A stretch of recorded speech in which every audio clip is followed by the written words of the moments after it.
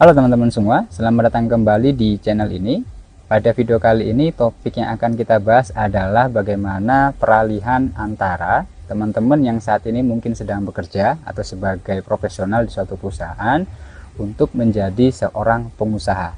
Nah, pasti pemikiran ini bisa dibilang umumnya gitu ya.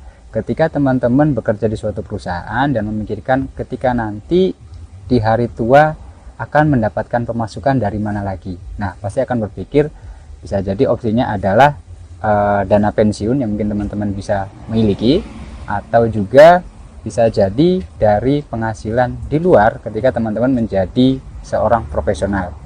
Salah satunya adalah bisnis teman-teman sendiri. Nah, peralihan inilah yang akan kita bahas. Jangan sampai teman-teman terjebak ketika nanti membangun bisnis, justru ternyata teman-teman hanya membuang tenaga dan waktu dan nanti tidak bisa dimanfaatkan ketika teman-teman sudah di hari tua atau ketika teman-teman memang sudah tidak bisa bekerja lagi. Lengkapnya kita akan bahas.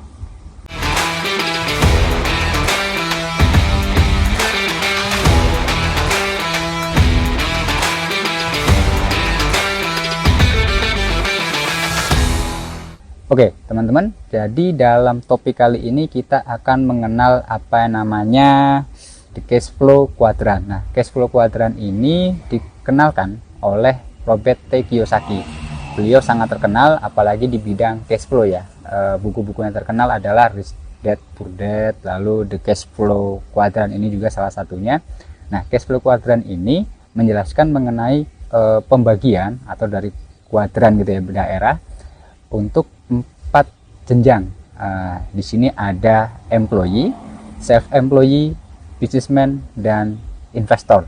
Nah, di 4 kuadran ini seperti yang ada pada gambar ini gitu ya, nanti akan selalu muncul gambar ini: employee, self-employee, businessman, dan investor gitu ya. Nah, mungkin kalau teman-teman saat ini sedang berkarir di suatu perusahaan sebagai employee atau sebagai profesional, atau bahasa kita adalah karyawan gitu ya, yang umum kita tahu.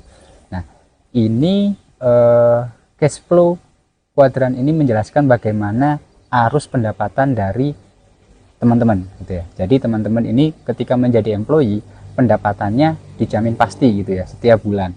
Nah, hanya saja pendapatan ini tergantung dari seberapa banyak waktu yang teman-teman habiskan untuk bekerja.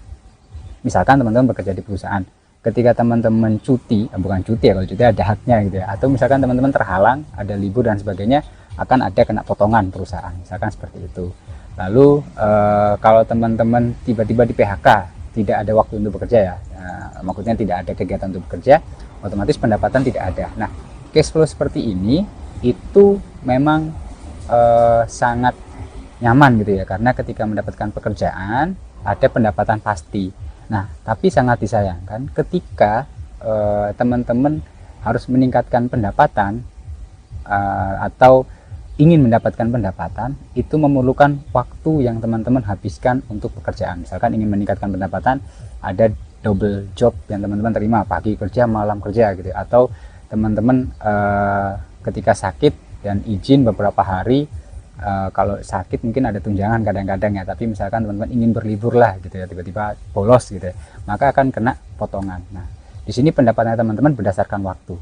Nah, seringkali teman-teman yang ingin beralih ke dalam bisnis, nah itu terjebak pada yang dua ini, yaitu self employee. Jadi misalkan dia ingin bangun bisnis, tapi core bisnisnya atau teknisnya itu masih dipegang oleh dia. Misalkan di sini biasanya freelancer gitu ya, atau fotografer, ataupun pekerjaan apapun yang masih menitik beratkan teman-teman yang harus kerja di dalamnya. Nah, ini memang paling mudah ketika teman-teman memulai usaha masuk ke sini. Misalkan teman-teman jual kopi gitu ya, tapi teman-teman yang membuat kopinya sendiri. Nah, sering ketika para employee itu ingin membangun bisnis karena dia ingin modalnya juga terbatas gitu ya, lalu mengandalkan skillnya dan sebagainya, masuk ke dalam self employee ini. Nah, perlu teman-teman perhatikan pada cash flow di self employee ini masih membutuhkan tergantung pada waktu teman-teman. Nah, waktu di sini adalah semakin banyak waktu yang teman-teman habiskan untuk pekerjaan, semakin banyak pendapatan teman-teman. Tapi ketika teman-teman tidak melakukan pekerjaan, otomatis tidak mendapatkan cash flow masuk tidak ada gitu ya. Nah, ini adalah ketergantungan pada waktu, masih tergantung pada waktu. Jadi ketika teman-teman nanti sakit, otomatis sudah dapat pendapatan. Nah, kalau teman-teman masih terjebak di self employee ini yang masih memanfaatkan teman-teman harus yang bekerja untuk perusahaan teman-teman sendiri, maka mungkin cita-cita teman-teman di hari tua mendapatkan pendapatan tambahan itu bisa jadi sulit gitu ya, atau tidak bisa, karena ketika teman-teman sakit atau teman-teman sudah tua dan ingin istirahat, tetap tidak bisa, harus kerja. Nah, karena di self employee ini teman-teman inilah yang harus meluangkan waktunya untuk bekerja. Nah, maka teman-teman perlu untuk mengkonsep suatu bisnis agar beralih dari self employee tadi menjadi benar-benar sebuah bisnis gitu ya. Bisnis ini dimana yang mendapatkan yang menjadi bahan untuk mendapatkan pendapatan bukanlah waktu, tapi seberapa banyak atau semakin banyak karyawan yang teman-teman miliki, maka akan semakin banyak mendapatkan pendapatan. Nah, bedanya adalah untuk self employee tadi teman-teman memang harus in charge dalam usaha, karena yang memegang teknis adalah teman-teman sendiri. Sedangkan pada bisnis di sini yang memegang teknis adalah orang lain. Kita ambil contoh, teman-teman membangun sebuah kafe gitu ya, minuman. Nah, di sini yang menjadi barista adalah orang lain. Yang di sini menjadi kasir adalah orang lain. Jadi ketika teman-teman tidak ada di dalam bisnisnya, untuk teknisnya gitu ya, untuk membuat kopinya dan menerima uang dari pelanggan, bisnis tetap berjalan gitu ya.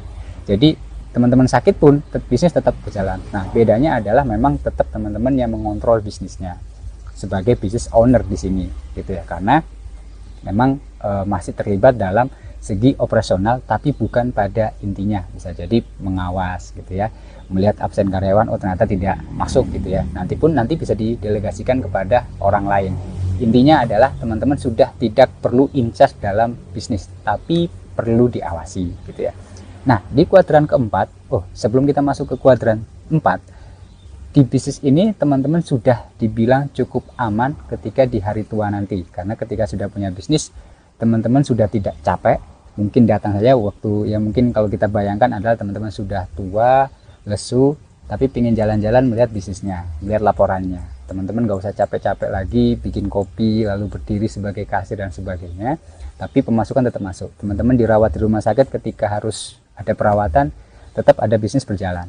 Nah, nanti tinggal menerima reportnya aja, laporannya. Nah, untuk kuadran keempat ini adalah sebagai investor. Nah, investor ini yang menjadi bahan bakarnya untuk mendapatkan uang adalah uang itu sendiri. Jadi uang menghasilkan uang. Nah, di kuadran inilah cash flow yang bisa dibilang benar-benar teman-teman bisa meninggalkan suatu pekerjaan. Jadi teman-teman sakit, teman-teman hari tua, untuk mendapatkan passive income itu bisa ada pada kuadran keempat ini. Nah, di sini mungkin teman-teman sudah bisa membayangkan ketika teman-teman ingin berkarir, pasti memikirkan ketika nanti masa depannya seperti apa waktu tua gitu ya. Nah, bagi teman-teman yang employee dan mulai masuk ke dalam bisnis, mungkin bisa saya sarankan untuk berpikir dari awal bagaimana jenjang karir atau bagaimana ya jenjang profesi teman-teman ya dalam cash flow kuadran ini.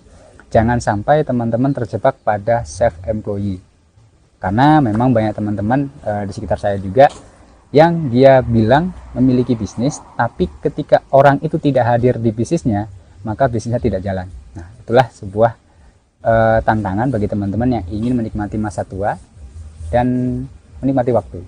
Apabila video ini bermanfaat, bisa teman-teman subscribe channelnya dan like gitu ya. Sampai jumpa di video-video selanjutnya. Selamat pagi, selamat ngopi.